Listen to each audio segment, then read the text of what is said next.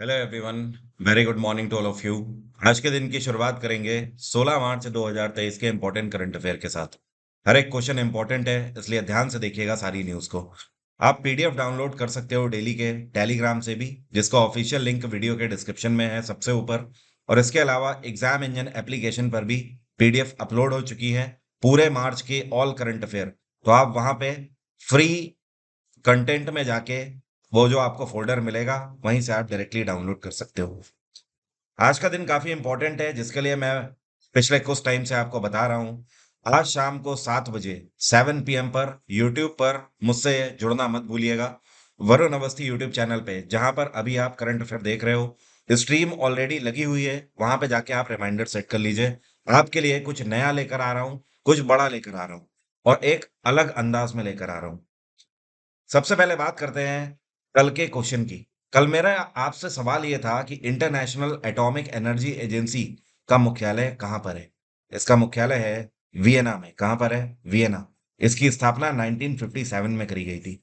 दरअसल अंतरराष्ट्रीय परमाणु ऊर्जा एजेंसी जो है, ये दुनिया भर में न्यूक्लियर एनर्जीज को लीड करने के लिए संस्था बनाई गई है। और जो न्यूक्लियर वेपन्स हैं, या फिर आप बोल सकते हो दुनिया भर में हर एक कंट्री अपने मिलिट्री के अंदर जो न्यूक्लियर वेपन्स रख रहे हैं, उसके लिए लीड करने वाली ये संस्था है। ये उसके लिए मानक बनाते हैं कि एक पर्टिकुलर पैरामीटर तक ही आप न्यूक्लियर वेपन अपने पास रख सकते हो, उसके अलावा आपको रखने की जरूरत नहीं है। क्योंकि जाहिर सी बात है, ये सिर्फ और सिर्फ डिजास्टर ही लाएंगे। अब चलिए शुरू करते हैं आज के करंट अफेयर। पहला क्वेश्चन है आज का। वर्ल्ड फूड इंडिया 2023 का जो दूसरा संस्करण है, ये कौन से शहर में आयोजित किया जाएगा? ये इस साल के आखिर में 3 से लेकर 5 नवंबर तक आयोजित करी जाएगी मीटिंग, और इसको इस बार दिल्ली होस्ट करेगा। बहुत इंपॉर्टेंट क्वेश्चन है। इस तरीके के क्वेश्चन तब तक बने रहते हैं एग्जाम में जब तक इस तरीके के इवेंट हो नहीं जाते। अब आप ये समझ लो कि 2023 में जितने भी एग्जाम लगे हुए हैं, चाहे वो बैंक के हो, एसएससी हो, रेलवे हो, डिफेंस के एग्जाम हो या स्टेट के एग्जाम हो, हर जगह पर ये क्वेश्चन बनने की उम्मीद है। तो ऐसे क्वेश्चन बहुत ज्यादा इंपॉर्टेंट हो जाते हैं। और ये जो मीटिंग आयोजित करी जाएगी, इसको ministry of food processing industries के द्वारा ऑर्गेनाइज किया जाएगा। और अभी हाल ही में जो इसके लिए सिटी डिक्लेयर किया गया है, ये यूनियन मिनिस्टर पशुपति कुमार पारस के द्वारा अपॉइंट किया गया है। इसका मेन उद्देश्य ये होगा कि जो फूड है इंडिया का, वो वर्ल्ड वाइड में उसको प्रमोट किया जाए। इतना ही नहीं, मेन इस बार जो फोकस रहेगा वो मिलेट के ऊपर रहेगा। किसके ऊपर? मिलेट। मिलेट मतलब बाजरे के ऊपर। अभी आपको पता ही होगा, कुछ महीनों पहले ही यूनाइटेड नेशंस ने भारत को मिलेट के लिए लीड करने के लिए प्रमोट किया है। मतलब आप ये बोल सकते हो कि 2023 को हम लोग मिलेट ईयर के रूप में मना रहे हैं, बाजरा वर्ष के रूप में मना रहे हैं। तो दुनिया में कुछ ही ऐसे देश हैं, और उनमें भी भारत इकलौता है जो कि बाजरे का सबसे ज्यादा उत्पादन करता है। बाजरा एक ऐसा फूड ग्रेन है जो कि काफी न्यूट्रिशन बेस्ड होता है। इसके फायदे दुनिया भर में लोगों को पता नहीं है। इस वजह से लगातार भारत सरकार मिलेट को प्रमोट कर रही है। बाजरा को प्रमोट करने का मेन उद्देश्य ये भी है कि जब दूसरे देशों को इसके न्यूट्रिशंस के बारे में पता लगेगा, तो इसकी डिमांड बढ़ेगी, और डिमांड बढ़ेगी तो हमारी आमदनी होगी। अगला क्वेश्चन है, भारत ने अभी हाल ही में किस देश के साथ मिलकर एक ऑडियो विजुअल को प्रोडक्शन एग्रीमेंट पैक्ट पर हस्ताक्षर किए हैं? तो ऑस्ट्रेलिया के प्रधानमंत्री एंथनी एल्बनीज इस टाइम पे भारत की यात्रा पे हैं, और उसी दौरान प्रधानमंत्री नरेंद्र मोदी और प्रधानमंत्री एंथनी एल्बनीज दोनों के बीच में ऑडियो विजुअल को प्रोडक्शन एग्रीमेंट पैक्ट पर हस्ताक्षर किए गए हैं। तो ये है ऑस्ट्रेलिया। अब इसका मेन उद्देश्य ये है कि आप ये समझ लो कि भारत और ऑस्ट्रेलिया दोनों के कॉपरेशन से जो भी फिल्में बनेंगी, उन फिल्म मेकर्स को 30% तक का डिस्काउंट मिलेगा एक्सपेंडिचर्स में। जैसे मान लीजिए कि अभी कुछ टाइम पहले एक मूवी आई थी पठान, उसकी शूटिंग हुई है यूनाइटेड अरब अमीरात में। ठीक है? तो ऐसे ही मान लो कल का कोई भारत का फिल्म मेकर ऑस्ट्रेलिया में जाकर मूवी बनाना चाहता है, तो ऑस्ट्रेलिया की तरफ से उसको सब्सिडी मिलेगी। इसी तरीके से कोई ऑस्ट्रेलियन फिल्म मेकर अगर भारत पे आके मूवी बनाता है, तो उसे भारत सरकार की तरफ से 30% का टैरिफ दिया जाएगा। ये इसका मेन उद्देश्य है। ऐसा पहली बार नहीं हो रहा है। भारत इससे पहले भी कई सारे देशों के साथ ऐसे पैक्ट साइन कर चुका है। जिसमें से इटली है, इजराइल, रशिया, पुर्तगाल, यूनाइटेड किंगडम हो गया, ब्राजील हो गया, जर्मनी हो गया। इन देशों के साथ ऑलरेडी हम ये पैक्ट साइन कर चुके हैं। अगला क्वेश्चन है, निम्नलिखित में से कौन सा मेट्रो पार्किंग के लिए डिजिटल मुद्रा को स्वीकार करने वाला भारत का पहला मेट्रो बन गया है? तो भारत की पहले मेट्रो बन गई है ये कोची मेट्रो।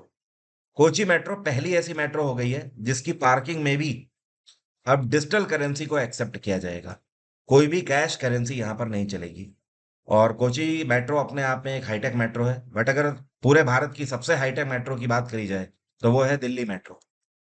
एक क्वेश्चन आपसे और पूछा जा सकता है, भारत की पहली ऐसी मेट्रो कौन सी है जो कि गार्बेज को एनर्जी में कन्वर्ट करके चलाई गई, मतलब कूड़े से विद्युत में कन्वर्ट करके इसको चलाया गया? तो ये भी दिल्ली मेट्रो है।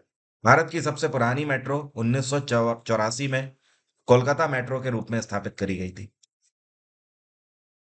अगला क्वेश्चन है, Indira Gandhi tulip garden which is Asia's largest tulip garden will be open to public on 19 March 2023। ये कौन सी जगह पे स्थित है? कहने का मतलब ये है कि इंदिरा गांधी ट्यूलिप गार्डन जो है ये एशिया का सबसे बड़ा ट्यूलिप गार्डन है। 19 मार्च को ये खुलने जा रहा है। ये कौन सी जगह पर स्थित है? तो इंदिरा गांधी ट्यूलिप गार्डन जम्मू कश्मीर में स्थित है। और इसकी खास बात यह है कि यह 52 हेक्टेयर में फैला हुआ पूरा गार्डन है। और डल झील से लेकर जबारवन हिल तक पूरा ये फैला हुआ है, मतलब जबारवन की पहाड़ियां इनको बोलते हैं। यहाँ तक ये पूरा फैला हुआ है, अच्छे खासे स्पेस में है। और जब इसकी शुरुआत करी गई थी इस गार्डन की 2008 में, तब केवल 50,000 ट्यूलिप फूलों से इसकी शुरुआत करी गई थी। उसके बाद 3.5 लाख ट्यूलिप फूल हुए एक टाइम पे, और आज की डेट में इस पूरे गार्डन में 15 लाख ट्यूलिप फूल है। ठीक है। और ये भी अलग अलग तरह के ट्यूलिप फूल है। एक जिसको डैफोडिल बोला जाता है, और इसके अलावा और भी फूलों की प्रजातियां यहाँ पर स्थित है। जैसे कि जिनको एक को जिसको बोलते हैं याचिन का फूल, एक जिसको बोलते हैं मस्करी का फूल। तो ये फूलों की तरह तरह की प्रजातियां हैं, लेकिन मेन यहाँ पर ट्यूलिप ही है। इसको हर साल पर्यटन के पर्पज से खोला जाता है। लोग इसे देखने जाते हैं, घूमने जाते हैं। इसी को सिराज बाग के नाम से भी जाना जाता है। किस नाम से? सिराज बाग। और जम्मू कश्मीर में इस टाइम पे लेफ्टिनेंट गवर्नर है मनोज सिन्हा। कौन है? मनोज सिन्हा। जम्मू कश्मीर के कई बार नेशनल पार्क भी पूछ देता है, जिसमें सबसे ज्यादा इंपॉर्टेंट है हेमीज नेशनल पार्क। ये बहुत बार पूछा गया है आपसे कि हेमीज नेशनल पार्क कहाँ पर है। ये जम्मू कश्मीर में ही है। जम्मू कश्मीर के कुछ फोक डांस भी आपसे पूछे जाते हैं, जैसे कि यहाँ पर एक चलता है दमाली नाच, दमाली। एक यहाँ पर चलता है राउफ नाच। एक होता है यहाँ पर दंडी नाच। ये सारे फोक डांस है जम्मू कश्मीर के। अगला क्वेश्चन है, यह कौन सा राज्य भारत का पहला ऐसा राज्य बन गया है जिसने रेशम कीट बीमा योजना की शुरुआत करी है? मतलब ऐसे किसान जो कि रेशम उगाते हैं। तो रेशम तो आपको पता ही है ना, रेशम का एक कीड़ा होता है, उससे ही रेशम निकाला जाता है। तो ये जो रेशम कीट बीमा योजना है, पहली बार उत्तराखंड में पुष्कर सिंह धामी की सरकार के द्वारा लॉन्च करी गई है। और इसका मेन उद्देश्य ये है कि ऐसे किसान जो कि रेशम उगा रहे हैं, उनकी जो कृषि है वो पूरे तरीके से इस बीमा के अंतर्गत सिक्योर रहेगी। और उत्तराखंड में इस टाइम पे गवर्नर कौन है? तो ये है Gurmeet Singh. Gurmeet Singh, retired army officer. अगला क्वेश्चन है, ये कौन सी कंपनी है जिसने अभी हाल ही में अपनी एक नई मैन्युफैक्चरिंग यूनिट की शुरुआत करी है, जो कि पूरे तरीके से महिला कर्मचारियों के द्वारा संचालित होगी? और इसको लॉन्च किया गया है होसुर में। होसुर पता है कहाँ पड़ता है? होसुर पड़ता है तमिलनाडु में। तमिलनाडु। तो तमिलनाडु के अंदर ये कंपनी है अशोक लीलैंड। आपने I am sure Ashok Leyland लिखा हुआ देखा होगा ट्रकों के ऊपर। ये ट्रक बनाने की बहुत बड़ी कंपनी है। इसके अलावा और भी कई सारे कॉमर्शियल पर्पस के व्हीकल ये बनाते हैं। तो ये कौन सी है? अशोक लीलैंड। ये कंपनी काफी पुरानी भी है, 1948 में इसकी स्थापना करी गई थी। इसका हेडक्वार्टर है चेन्नई। और इस टाइम पे अशोक लीलैंड के सीईओ हैं शीनू अग्रवाल। क्या नाम है इनका? शीनू अग्रवाल। तो ये जो नई यूनिट अब ये बना रहे हैं तमिलनाडु के होसुर में, इसकी खास बात यह है कि इसमें सारे कर्मचारी फीमेल होंगे। अगला क्वेश्चन है, जो आपको पिक्चर में दिख रहे हैं इनका नाम है सुमंत खतपालिया। बैंकिंग सेक्टर में आज की डेट में बहुत बड़ा नाम है ये। अभी हाल ही में किस बैंक के मैनेजिंग डायरेक्टर और सीईओ के रूप में इनको अपॉइंट किया गया है? तो सुमंत खतपालिया अब कमान संभालेंगे इंडस इंड बैंक की। किसकी? IndusInd bank.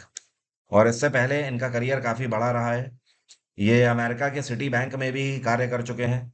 पूरा अगर ओवरऑल देखा जाए तो बैंकिंग के क्षेत्र में इनका 30 साल का कैरियर है।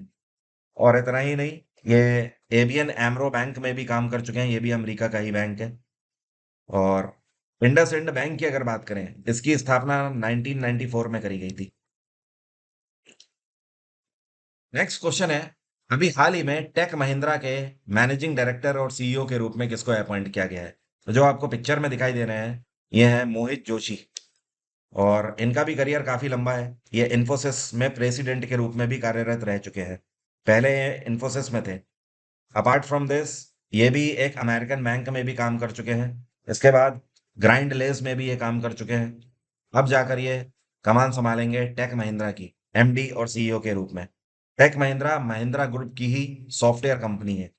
जैसे कि टाटा ग्रुप की सॉफ्टवेयर कंपनी टीसीएस है, वैसे ही। और कल के दिन मैंने आपको बताया था कि हाल ही में हिंदुस्तान यूनिलीवर के नए सीईओ बने हैं रोहित जावा। कौन है? रोहित जावा। इसके अलावा आपको ध्यान रखना है, नीति आयोग के भी नए सीईओ हाल ही में अपॉइंट किए गए हैं, बीवीआर सुब्रमण्यम। नेक्स्ट क्वेश्चन है, भारत ने कौन से देश के साथ मिलकर मैरीटाइम पार्टनरशिप एक्सरसाइज अभी हाल ही में अरब सागर में कंडक्ट करी है? तो भारत ने फ्रांस के साथ मिलकर ये मैरीटाइम पार्टनरशिप एक्सरसाइज कंडक्ट करी है अरब सागर में। और इसमें फ्रेंच नेवी का जो शिप है, इसका नाम है डिक्सम्यूट। क्या नाम है? FS French ship. एफएस का मतलब फ्रेंच शिप डिक्सम्यूट। इसने यहाँ पर हिस्सा लिया भारत में आकर। और फ्रांस में इस टाइम पे राष्ट्रपति हैं इमैनुअल मैक्रोन।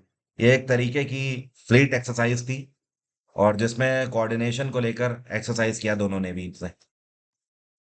नेक्स्ट क्वेश्चन है, कतर की कैपिटल दोहा में आईएसएसएफ शॉटगन वर्ल्ड कप 2023 में ये कौन से भारतीय हैं जिन्होंने अभी हाल ही में ब्रोंज मेडल जीता है?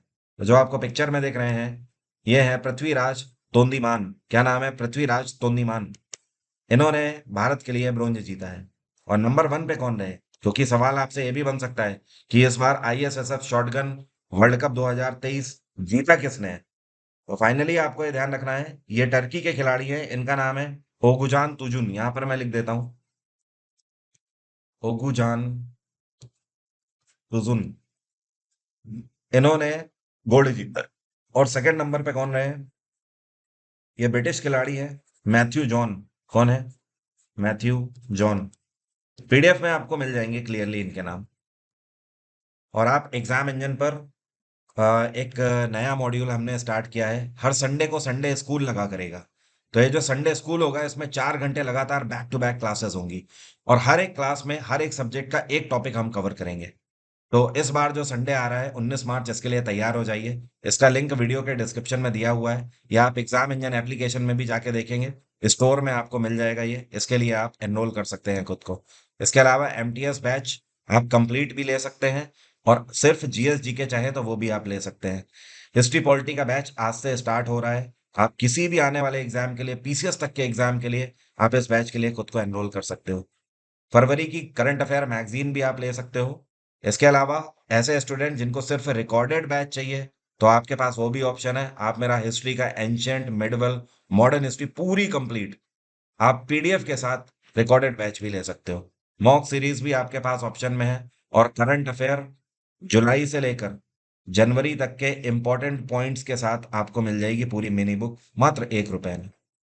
तो ये सारी चीजें आप एग्जाम इंजन से अवेल कर सकते हो। अब मेरा आज का सवाल आपसे, आपको बताना है तादोबा राष्ट्रीय उद्यान कौन से राज्य में स्थित है? कमेंट बॉक्स में जल्दी से लिखकर बताइए। और आज शाम को 7 बजे मिलना मत भूलिएगा। आज की बात यहीं तक रहेगी। Thank you so much. Have a nice day. Take care. Bye bye. आपका दिन मंगलमय हो।